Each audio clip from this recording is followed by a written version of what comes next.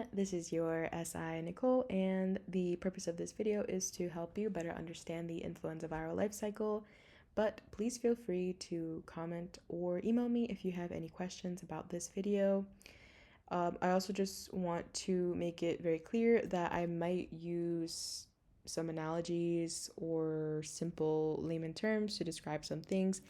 But whenever you are answering an open-ended question, if you do have an open-ended question about the influenza viral life cycle on your exam, please make sure to use as much official microbiology vocabulary as possible, so that you get full points or as close as you can to full points on that question.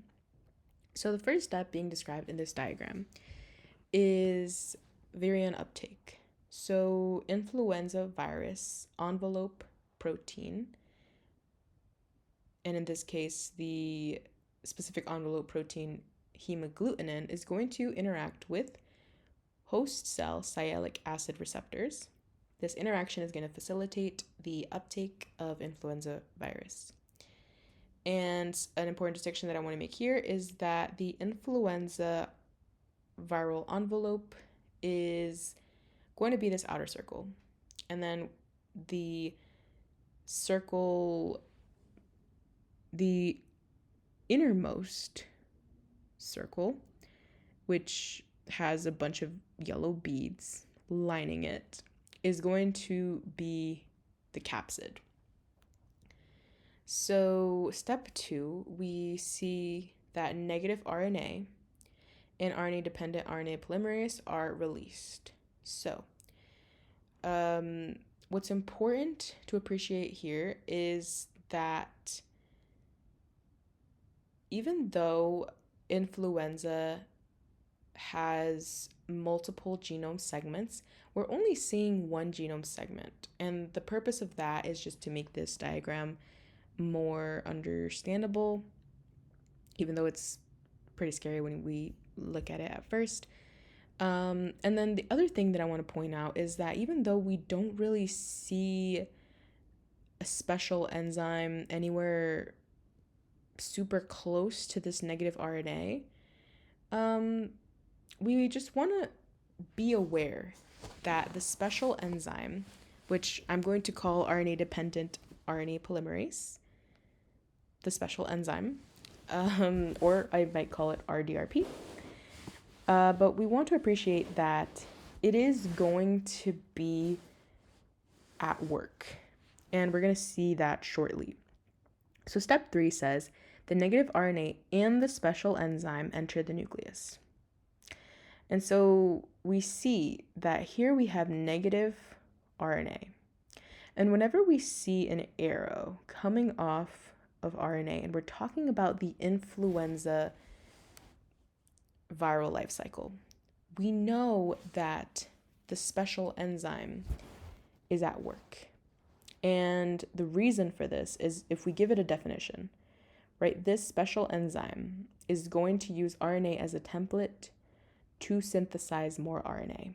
And specifically, this special enzyme is going to use negative RNA as a template to make positive RNA. If we go and analyze the other arrow without going in sequence order, again, the special enzyme is going to use negative RNA as a template to make positive RNA. So, in step 4, we see that transcription is primed by capped host mRNA. And all this means, right, if we review what happens from here to here one more time, right, the special enzyme is going to use negative RNA as a template to make positive RNA, which is kind of the same thing as mRNA. What's happening here is that transcription, which is just, if we remember our basic definition of transcription, might be mRNA synthesis, right? So this is transcription.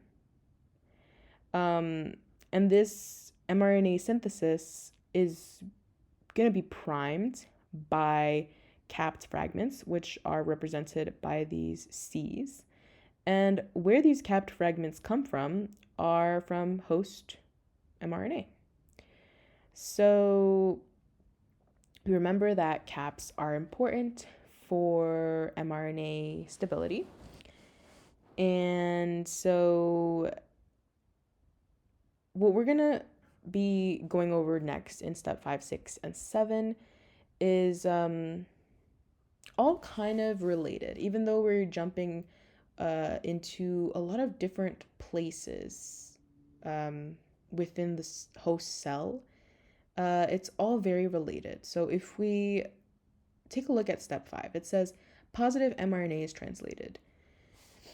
So all of these positive RNAs that were synthesized using this negative RNA segment of influenza, all of these contain information that is going to be used to make viral proteins. So in step 5, we see that these viral proteins are going to include the components for the special enzyme, but a very important note here is that the special enzyme is going to come pre-packaged in the influenza virus particle. And this should make sense, I hope, because if we just think about regular host cell RNA polymerase, all that RNA polymerase ever does is use DNA as a template to make RNA. So if the influenza virus particle did not come prepackaged with the special enzyme, the influenza virus would not be able to reproduce. So again, step 5, we have positive mRNA translation, and in this case, we are having synthesis of RNA polymerase components. But again, the special enzyme, even though we have synthesis of RNA polymerase components, it's important to note and appreciate that the special enzyme is going to come pre-packaged in the influenza virus particle. So next step is step 6 on this diagram. We have positive mRNA translation again in the cytoplasm, right? And whenever we have translation, we are always going to use host cell ribosomes. That is such an important distinction because it helps you reason through why you even need to make positive RNA, right? If influenza is a negative RNA virus, why should it care to have this special enzyme that's gonna turn negative RNA into positive RNA, and then it's gonna turn that positive RNA into negative RNA just to make more influenza genome, right? Well, aside from making more influenza genome, this special enzyme needs to make positive RNA because the influenza and viruses in general are going to depend on host cell ribosomes to make viral proteins. And the important exception here is that this influenza special enzyme is going to come pre-packaged, but it still has a lot of other viral proteins that it needs to make in order to reproduce successfully and then go infect other host cells. So step 6, again, we have positive mRNA translation, and we have envelope proteins that are entering the endoplasmic reticulum. These envelope proteins are your hemagglutinin, your neuraminidase, and your ion channels, which those are smaller details. The ion channel is a smaller detail. But really important to appreciate is hemagglutinin is involved in virus entry, while neuraminidase is going to be involved in virus or influenza exiting the host cell. So if we look at step 7, before we even read step 7, we want to appreciate that what's immediately preceding it is, again, positive mRNA translation. So these host cell ribosomes are translating positive RNA into viral proteins. And these viral proteins include nucleocapsid, nuclear export protein, matrix proteins. So then what step 7 is saying is that these packaging proteins are returning to the nucleus. So it's important for these packaging proteins to return to the nucleus. And we're going to see that in the following steps. So if we move on from step 7 to step 8, we see again the special enzyme is going to use a negative RNA template to make positive RNA, and then it's going to use a positive RNA template to make negative RNA. And this pink bubble is described in step 10 as nucleocapsid packaging proteins bind RNA genome segments. So this pink bubble is just nucleocapsid packaging proteins binding the RNA of influenza, and specifically the RNA genome of influenza. So these pink ovals are nucleocapsid proteins, and they need to return to the nucleus, as we said before, because they need to bind to the influenza RNA genome segments. And nucleocapsid itself is, you can kind of think of it as a protective layer.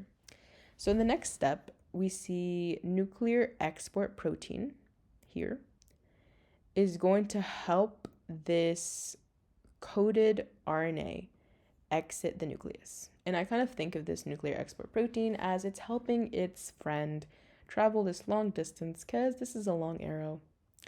So step 12 says that the capsid assembles. And step 12 isn't really pointing at anything in particular. So we can kind of just imagine, right? There's these components that are coming together.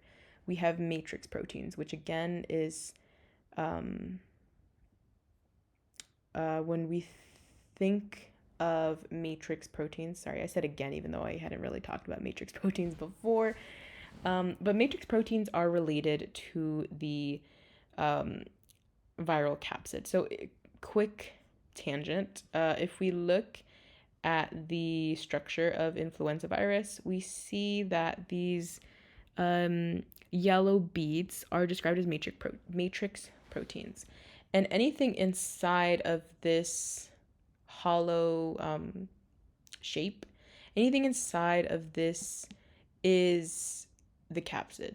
So the capsid is found inside of the viral envelope for enveloped viruses, of course. And the capsid is a protective layer.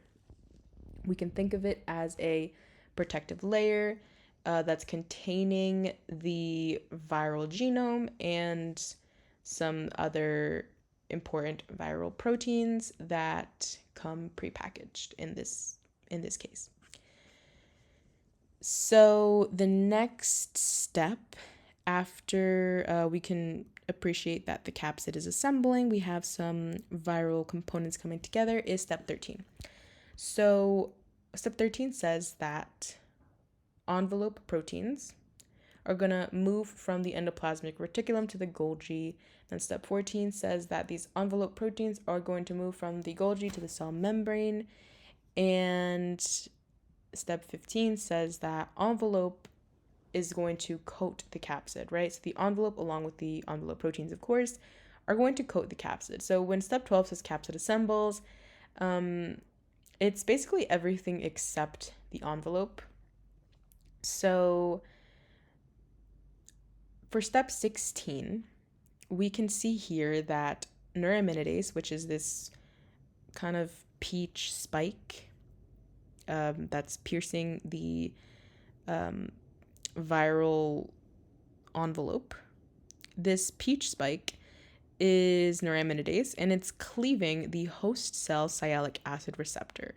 And this cleaving is going to prevent the host cell sialic acid receptor from interacting with hemagglutinin, which, if we remember, that's what happened at the beginning. That's why the virus was taken up by the host cell, right? So this neuraminidase cleaving the sialic acid receptor, which is a host cell receptor, is going to release influenza virus.